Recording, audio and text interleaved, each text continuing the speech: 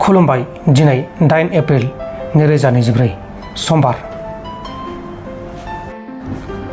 गुवाहाटीनि दापालिया ओनसोलाव लामानि साइडआव सासे आइजोखौ बुथारना गारना गालांनाय थासारियाव बोखांनो हादों। थैनाय आइजोनि मुङा जाबाय दीपाली पद्दार। दीपाली पद्दारखौ बेनि फिसाय लखन बिश्वासआ बे जाथायखौ खालामदों आरो दीपालीया बिनि नैथि बिसिमोन। उनाव पुलिसआ लखन बिश्वासखौ एरेस्ट खालामदों। फिसाज्लाजों बुजाबाय थानायखौ सहायनो हायैयाव बिमाया फिसाज्लाखौ बुथारदों। आसामनि डिब्रुगड़आव 55 बोसोर बैसोनि बिमाया गावनि 35 बोसोर बैसोनि फिसाज्लाखौ बुथारनानै गावखौ पुलिसनि आखायाव गथायदों। जाथायखौ खालामनाय बिमानि मुङा जाबाय कुंजलता गगৈ। कुंजलता गगैआ गावनि फिसाज्ला बाबा गगैजों हरनि समाव सामफ्रामबो बुजाबाय थायोमोन। बेनि जाहोनाव सेल्फ डिफेन्सनि थाखाय फिसाज्लाखौ बुथारदों। मध्य प्रदेशनि सिवनीआव स्पेशल आर्म फोर्सनि जवानफोरखौ लांबाय थानाय गंसे बास गारिया गंसे गुबुन गारि फिसा गारिजों जाब्रबथाय जानानै 3 सुबुङा जिउ गोमादों आरो 26 सुबुङा जोखोम जादों।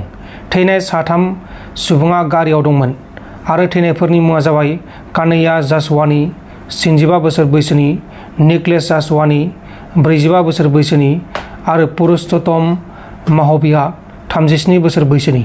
बे समाव जोखोम जानायफोरखौ फाहामसालियाव फाहामथायगासिनो दङ। भारत भुटान बर्डारनि साखाथियावनो थानाय सलरपारा हाग्रा ओनसोलाव जानाय एभिक्सनखौ प्रमद बर'नि थिननायावनो खालामनाय जादों। बिटिआ गोरोबथायावनो एभिक्सन खालामगोन होननानै लिरनाय दं होननानै बिक्रम दैमारिया बुंदों।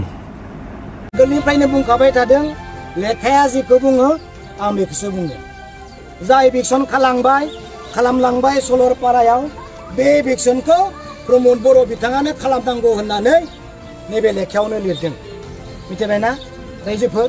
प्रमद बर' बिथाङानो जुननि 12 तारिख इउजि ब्रह्म सार आरो प्रमद बर' सारा गुवाहाटीयाव आसाम सीएम ब्लक होननाय फ्ल'राव जनता भवनाव मार्चनि जुन तारिखनो लिरनानै लाना फैखादों। बै सलरपाराफोराव थानाय जिखि जाया ग्रेजिं लेन्ड, खास लेन्ड, वाटार्स बडि गासैयावबो इलिगेल जाय हायाव रायजोफोरा दिनै रायजो खुंना दङ, संसार जादों, बिथांमोनखौ एभिक्सन खालामनांगौ होननानै बिथाङा रोखा लिरनानै लाना फैखादों। दाया सोरनि? दाया सोरनि? हाग्रामा महिलारि बिथाङानो, प्रमद बर' बिथाङानो लिरनानै लाना फैखादों रायजोफोरनो। मिथिबाय? हाग्रामा महिलारिखौ दाय होदोंमोन ना? नाथाय नै थांनाय बोसोरनि जुननि 12 तारिखनो। मिथिबाय? आरो ए क'डआवनो दोङो, नै ए क'डआवनो दोङो 7.2आव बिटिआर सुक्तियावनो दोङो बेफोर गासैबो हाखौ एभिक्सन खालामनांगौ होननानै प्रमद बर'आ लिरना लाबोनाय दोङो। दाया सोरनि? बेनिखायनो दिनै रायजोखौ आं बुंदों, जों बयबो मिथिगौ प्रमद बर' बिथांखौ बे सरकारनिफ्राय बोख्लायनांगौआ अत्यन्त जरुरि जानानै फैदों। नङा? बोख्लायनांगौ जों प्रमद बर' बिथांखौ। जेबो जाला बिथांजों। बे सरलपारानि एभिक्सना प्रमद बर' सारा लिरनानै लाबोखानाय मोनसे बियो माइनुट। हारिनि थाखाय गावनि जिउखौ बावसोमबोनानै गावनि बिमा आरो बिफानि गोथै सह'खौबो बाननो मोनासै। बे आंनि मोनसे हांमा जालांबाय, जोबोर हांमा थालांबाय। बे बाथ्राखौ बुंदों जोबथेसालियाव थानाय सासे एक्स एनडिपिआ कल रेकर्डनि गेजेराव दुखु फोरमायहरदों।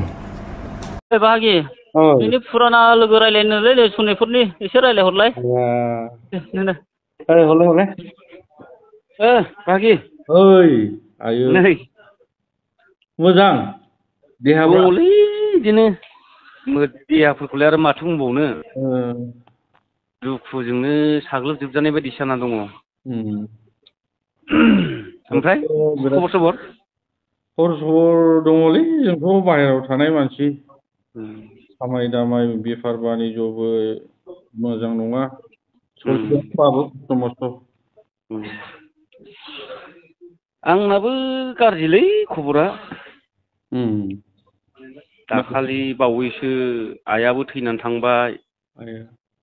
बेयावबो थांनो नंदोंमोन, थांनाय जायासै, थांनोनो हायासै। न'नि मानसिफ्राबो थाखा फैसा माबानो हायासै। आरो माखासे बर' लिडारफ्राबो रावबो नायफिनला, रावबो राव होला। मा खालामनो जुदि बिमा बिफानि माबायावनो जुदि थांनो मोनाब्ला बेसेबां गिदिर पाप थालांगोन आंनाव आरोथ' बेथ' बे हिनजावाबो खारजाबावबाय दिनै हिनजावबो गैला जेरैबो जारलासो दा फिसाला सासे दं लेखा फोरोंनाय बिफा बोराइया दिनै बिफा बोराइयासो खामानि मावै मावै हाजिरा मावै मावै बिदिनो एसे एनै फिसौलाखौ फोरोंगासिनो उफाय गैया मा खालामनो 9 बोसोर जाबाय दिनैसिम दाखालि खेबसे फैनानै थांबाय बेखौ मा होलांनो हाखो आं मालाय मा हरनो हानो गावनो सोलिनो हाया आरो बिमा बिफाखौ मालाय आं माबोरै नायबावगोन सिङावलाय आरो नोंसोरलाय माबोरै सोलिनो बिराद दुखुसो जानानै थाबाय बिमा बिफानि माबाखौ बानगारनो मोनैया बाहागि बिराद गिदिर हांमा थालांसिगोनलै बे मोनसे थाबाय आरो दुखुआ बेफोरबायदि मालाबाबो आं जाथिनि नाजानायाव बेफोरबायदि जागोनखौ आं मालाबाबो सानाखैमोन आरो जाथिनि मावनो होननानै ओंखारदों जा रोंगौथिखौ लानानै बेफोरबायदि जागोनखौ आं सानाखैमोन आरो खोनाबावदों दाखालिबो ओरै सोरखौबा न'खरनि गारजेनफोरखौ लेंहरदोंमोन जाहैदों बे प्रमद बर'आ माबा बुंदों माने फार्स्टआव लेंहरनायफोरावथ' थाङाखैमोन जाहैदों उनावहाय न'खरनि गारजेनफोरखौबो होनबायनो मानसिफ्राथ' जेलनिफ्राय गबोबाय बेनिफ्राय न'खरनि गारजेन फैनानै लांफैनो हासिगोन मानसिखौ होननानै बुंहरबाय ओमफ्राय दाथ' बिदि बुंनाय लोगो लोगोथ' आरो मानसिफ्राबो जाथि खुरमा बाय बाहागि गासिबो गामिनि रायजो राजा ज' थांबाय जेलनिफ्राय गबोबाय होननाय लोगो लोगो दाथ' हजोंहाय थांनाय लोगो लोगो माबा आर'नाइ सोनो नागिरबायनो आर'नाइ सोनायाव नागिरनायाव बुंबायनो रायजोफ्रा ओहो जोंखौथ' मानो सोनो आर'नाइ जोंखौथ' आर'नाइ सोलायलायनाय जोंथ' जेबो खामानि मावाखै नोंथांमोना जेलनिफ्राय गासिबो मानसिया गबोजोब्बाय गावबागाव न'खरनि गारजेनफोरा फैनानै लांफैदो होननानै बुंहरनायखायसो फैदों जोङो बिदि जादों आरो दाथ' आरो जों बोरै आर'नाइ सोजानो होननानै नोंसोरो जायखौ सोनांगौ जेलाव थानायफोरखौसो नोंसोरो आर'नाइ सोनांगौ गबोयोब्ला खिन्थु जों सोजाया होननानै बुंदों जाहैबाय आरो मानसियानो गवाखै बोरै गबाय होननानै आर'नाइ सोलाबायनो नागिरखो बिसोर बेनोथ' जादों दा लांनो नागिरदोंमोन खोमा बेफोर माबाखौ दा बेनिफ्राय होनबाय जाहैदों आंथ' सिगां बिसोरखौ एनआइ केस नांदों होननानै मिन्थियाखैमोन रायजो राजाफोर दासो आङो एनआइ केस नांदों होननानै मिन्थिबाय दा बिसोरखौ बख'नो थाखाय आं आखायाव लाबाय होननानै बुंदों जाहैबाय बे रायजो राजानि सिगाङाव बेनिफ्राय होनबायनो आरो फ्राय सोरबा सासेया होनबावदों जाहैबाय बिसोरो बारा ओरैनो गबोखानांगौआबो बारा सम गैखाला मथा मथि 1.5 बोसोरसो नांबावगोन 1.5 बोसोरसोनि उनाव बिसोर गबोजोबसिगोन होननानैबो बुंदों जाहैबाय बिसोरो बिसिम माबा बुंदों आरो बिसोरो 1.5 बोसोरनि उनावसो गगोन 1.5 बोसोरनि उनाव गबोजोबसिगोन बिसोरो नांगासिनो दङ बेफोरबायदि खोथा बुंदों जाहैबाय ओमफ्राय गारजेनफोरनो 5,000 फैसा राननानै हरदोंनो बेनिफ्राय गारि भारा जाखिनि जेनेबा न'खरा जाय गारजेना गारि भारा होनानै थांदों बिसोर माने बेसेबां थांदों गारि भाराया बेफोरखौ हरफिनदों जाहैदों बिसोरो माबा मोनसे दं खोमा सिङाव ना मा होननांगौ जाखो बोरै बुजिनांगौ जाखो मानसिया गवागाराथ' बेनोथ' जादोंना दा जोंबोथ' गावसोर सिगाङाव बुंबाय थानायखाय जोंबो आसा खालामदोंमोन दे हयथ' उनाव सिगां जानानै थांबाय खिजानि दा बरनसिगोन खोमा होननानै जोंबो आसा खालामदोंमोन आरो दा बे आसा खालामनायावबो जुदि आरो गावसोरो आरो बिसोर जेबो मावखायाखै होनदांलै मावदोंबाथ' दासिमावबो माने बेफोरबायदि जानांगौ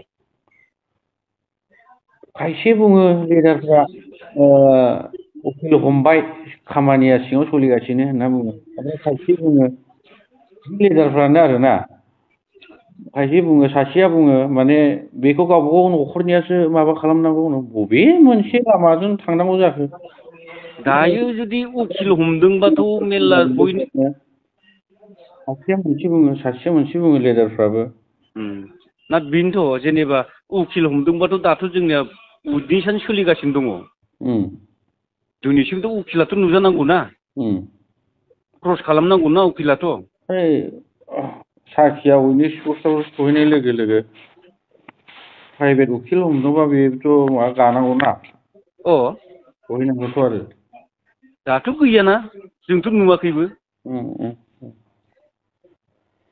जों बेफोरखौबो जेबो नुवाखै ओमफ्राय दायो नोंसोरो बाहेरायाव दं आरो ना जों दा माबायाव कर्टआव फैदों बाहायो आदसा एसे ब्रेक मोनदों खोमा ना दङ बिदिनो एसे दसे जिरायग्लांलाबायनानै दङ दसेनि उनाव थांसिगोन जोङो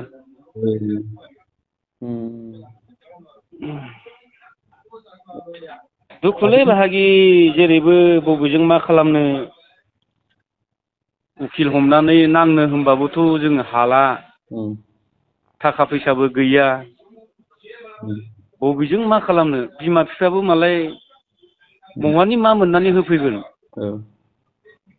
गावसोरनो न'खराव हाजिरा मुजिरा मावनानैसो सोलियो बयबो दा बे थाखाखौ फिसा फिसौखौसो फोरोंगोन ना जोंनोसो जानाय होफैगोन रावबो हनै नायस'नाबो दुखुजोंनो सम लानानै मा जायो जोङो जेबो साननानैनो मोना आरो लामाफोरखौनो मोना जायखिया फन हरनानै रायज्लायनो मोननानै बिराद गोजोननाय मोनदोंलां गोसोआव औ दे होमबा बाहागि नै बिदि रायज्लायफिनदो दे